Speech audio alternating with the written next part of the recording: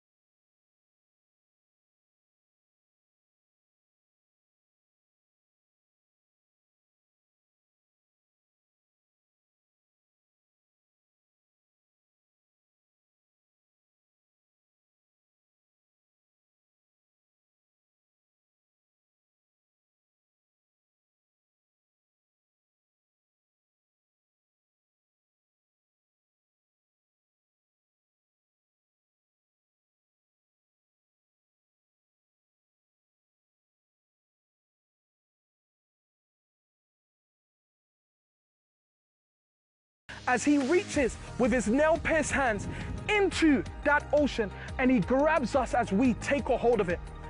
Repent and let go of the sin that is taking you into an eternity away from God and grab hold of Jesus, the only lifeline. You see, Jesus came onto this earth as a perfect man. He died on a cross for our sins. He was buried and rose from the dead. And he's alive today with his nail-pierced hands reaching out to you. Will you grab a hold of it? This is a great way to illustrate the gospel. Therefore, go.